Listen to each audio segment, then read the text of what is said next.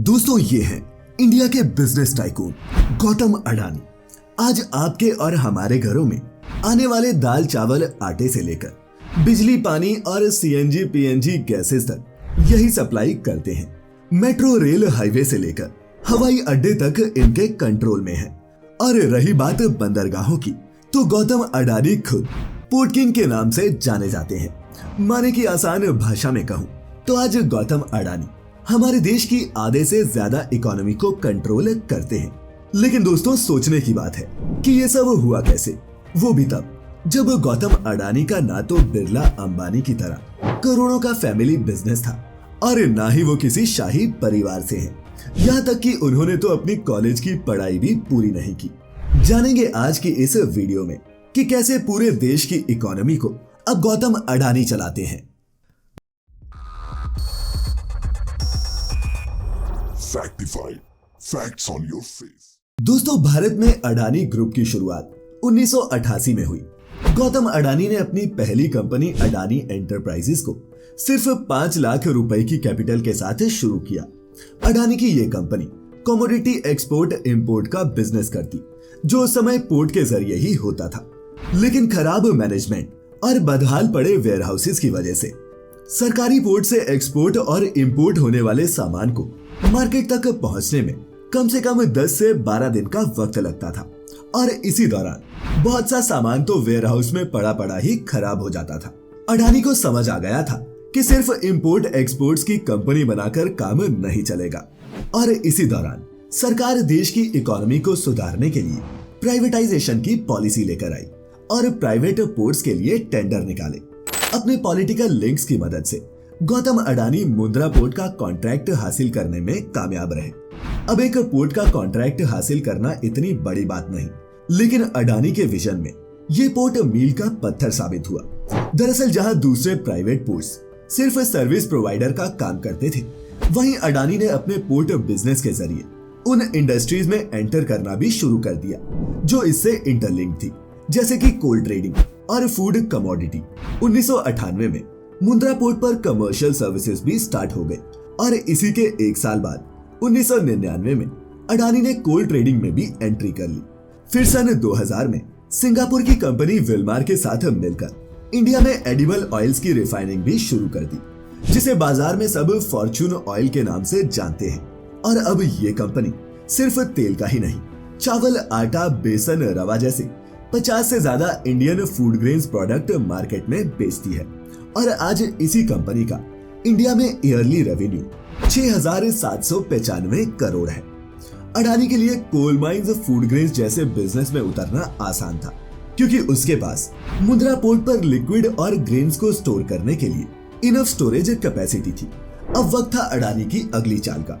गुजरात में चाहे किसी भी पॉलिटिकल पार्टी की सरकार हो, अडानी ने भी दूसरे बिजनेसमैन की तरह सबके साथ अपने रिश्ते अच्छे ही रखे।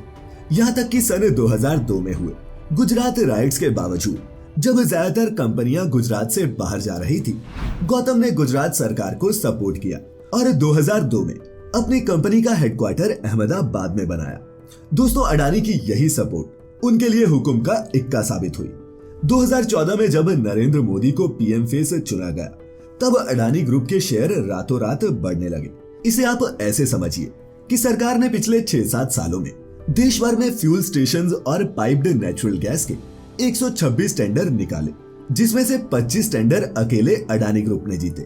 और अब तक पिछले 5 सालों में 60 से भी ज्यादा गवर्नमेंट कॉन्ट्रैक्ट्स हासिल कर चुका है। साल 2018 में एयरपोर्ट ऑपरेटिंग का कोई तजुर्बा न होने के बावजूद भी अडानी ग्रुप ने सरकार से देश के 6 एयरपोर्ट्स को अगले 50 साल के लिए लीज पर लिया, जिसमें अहमदाबाद, लखनऊ, जयपुर, गुवाहाटी, त्रिवंतपुरम और मैंगलोर एयरपोर्ट शामिल है। वहीं मेरठ और प्रयागराज के बीच बन रहा देश का सबसे बड़ा एक्सप्रेसवे यानी कि गंगा एक्सप्रेसवे का कॉन्ट्रैक्ट भी अडानी ग्रुप के ही पास है, जिसकी प्रोजेक्ट कॉस्ट 17,000 करोड़ बताई गई है। और अब अगर आपको लग रहा है कि गौतम अडानी पर एक ही पॉलिटिकल पार्टी मेहरबान है, तो दोस्तों ऐसा नहीं है। अडानी ग्रुप ने दूसरे सबसे बड़े पोर्ट यानी कि धामरा पोर्ट का टेंडर 1998 में जीता था और तब उड़ीसा में यूपीए की सरकार थी। आज अडानी ग्रुप 10 से ज्यादा कमर्शियल पोर्ट्स को ऑपरेट करता है। और यही नहीं, इसी साल बंगाल के हल्दिया डॉक को हासिल करके अडानी ग्रुप ने वेस्ट बंगाल में भी अपना बिजनेस एक्सपेंड किया है, जहां सरकार तृणमूल कांग्रेस की है। और दोस्तों, अडानी ग्रुप ने अपने वेयर हाउसेस को सिर्फ पोर्ट्स तक लिमिटेड नहीं रखा। 2005 में इस ग्रुप ने FCI यानी कि फूड कॉर्पोरेशन ऑफ इंडिया से 13 सालों के लिए स्टोरेज सर्विसेज का कॉन्ट्रैक्ट हासिल किया था, जिसकी वजह से ही आज अडानी ग्रुप के वेयर हाउसेज पंजाब, हरियाणा, उत्तर प्रदेश, बिहार, तमिलनाडु, कर्नाटक और महाराष्ट्र जैसे कई राज्यों में अपनी सर्विसेज दे रहे हैं। वहीं छत्तीसगढ़ की खड़गांव और जिगाडोर माइन और महाराष्ट्र की गोंडखैरी कोल माइन भी अडानी के ही कंट्रोल में है, जिन्हें उन्होंने हाईएस्ट रेवेन्यू शेयर रिटर्न की बोली लगाकर जीता। देखा जाए तो अब गौतम अडानी को पॉलिटिकल पार्टीज के सपोर्ट की जरूरत नहीं है, बल्कि वो अब खुद ज्यादा रिटर्न का कमिटमेंट देकर पॉलिटिकल पार्टीज को पपेट की तरह नचा सकते हैं। जिसका सबसे बड़ा कारण ये है कि जिन गवर्नमेंट प्रोजेक्ट्स में अडानी ग्रुप ने निवेश किया है उसमें कॉम्पिटिटर्स तो कम है ही, साथ ही प्रॉफिट भी लॉन्ग टर्म है। यही नहीं, एनवायरमेंट से जुड़े होने के कारण इन प्रोजेक्ट्स में लो रिटर्न और कंट्रोवर्सीज का खतरा भी रहता है। लेकिन गौतम अडानी को इन सब से कोई फर्क नहीं पड़ता। ऑस्ट्रेलिया में कोल माइन कंट्रोवर्सी में फंसने के बाद भी उन्हें झारखंड के गोड़ा में कोल प्लांट लगाने की इजाजत मिल गई। रिपोर्ट्स की माने तो इस प्लांट के लिए ही सालाना 36 बिलियन लीटर पानी गंगा नदी से लिया जाएगा, जो न सिर्फ इस नदी की इकोलॉजी के लिए खतरनाक है, बल्कि इस इलाके में रहने वाले लोगों के लिए भी पानी की किल्लत का कारण बन सकता है, जिस वजह से यहाँ के लोगों ने इस प्रोजेक्ट के खिलाफ प्रोटेस्ट भी किया। लेकिन आम जनता की चुनावों से पहले सुनता ही कौन है। और सच्चाई तो ये है कि जहां पहले अपने प्रोजेक्ट्स के लिए बिजनेसमैन सरकार पर निर्भर रहते थे, वहीं अब पैसा कमाने के लिए सरकारें उल्टा इन इंडस्ट्रियलिस्ट पर निर्भर हो गई है।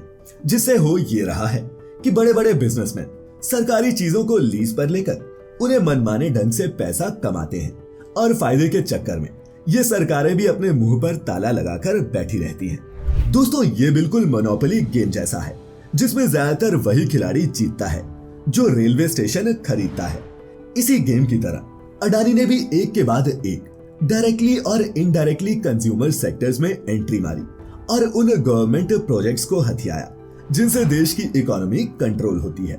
और अगर हम अडानी ग्रुप के पूरे बिजनेस मॉडल पर नजर डालें तो आज Gautam Adani private port operator, coal operator, coal miner, private power producer, city gas distributor, importer of edible oils, airport operator, urban water management, small and medium sector lending, infrastructure, agriculture, logistics, power transmission and distribution, data centres और aerospace तक में अपना business expand कर चुके हैं। और जल्द ही Adani group defence में भी एंट्री मारने जा रहा है, क्योंकि इंडिया भी अमेरिका की ही तरह डिफेंस सप्लाई की प्राइवेटाइजेशन की तरफ बढ़ रहा है। और हाँ, गौतम अडानी का ये विशाल बिजनेस सिर्फ इंडिया में ही नहीं, ऑस्ट्रेलिया, श्रीलंका, बांग्लादेश और इंडोनेशिया जैसे कई अलग अलग देशों में फैला हुआ है।